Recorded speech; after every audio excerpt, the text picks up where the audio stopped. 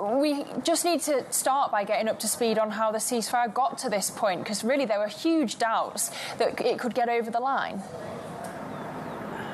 Yeah, Lizzie, even after the sort of 24 hours after it was announced on Wednesday evening, there were already the first hurdles, and there were actually just a number of hurdles day after day, leading to what eventually did come into force, the ceasefire at 11:15 local time, coming into force on Sunday after basically a 3-hour delay, during which time, Lizzie, in even the morning of Sunday, there had been fighting, there had been killing, but really at the end, you know, they managed to meet all of the sort of preconditions, and the ceasefire came into force, and it's now been holding for almost 20 hours. As you mentioned, Lizzie, that meant the release of 3 female hostages back to Israel who are now here. It meant the release of 90 Palestinian prisoners also over that period of time. And what it also means, Lizzie, is obviously the cessation of the fighting and the beginning of the withdrawal of the Israeli troops from this sort of innermost populated area of Gaza to the eastern flank, and also the sort of release of aid. I'm sitting here right by the border crossing, so right behind me is the border crossing into Gaza.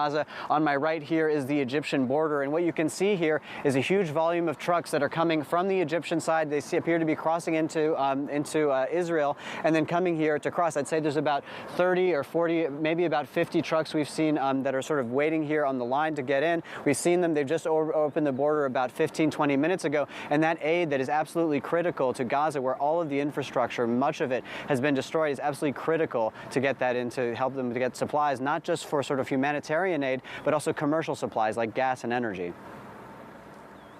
Okay, but we heard from Benjamin Netanyahu over the weekend, Oliver, saying that Israel's got these US guarantees to go back to fighting if the negotiations on phase 2 of the ceasefire fail. Does that spell, does it mean that actually we're not likely to get to that point? Are we meant to read, what are we meant to read into that?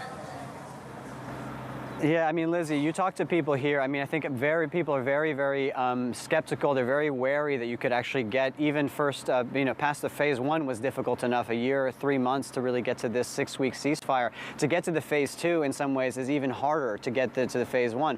Phase 2 is an effective end to the war. That means trying to get security guarantees within Gaza, trying to set up some kind of governance. Who is going to take responsibility for that? Would it be some of the Arab states? Again, this is something that Israel needs to live with, that the Palestinians need to lead with.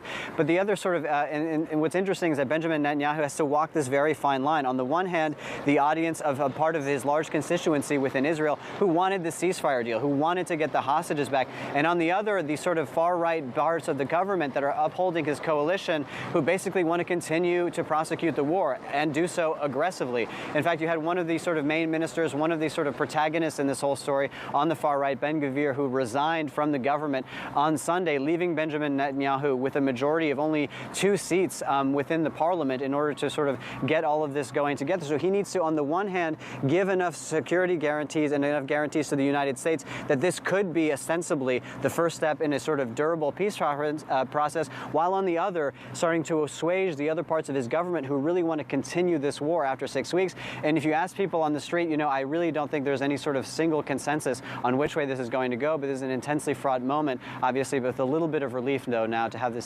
six-week ceasefire come into effect yesterday.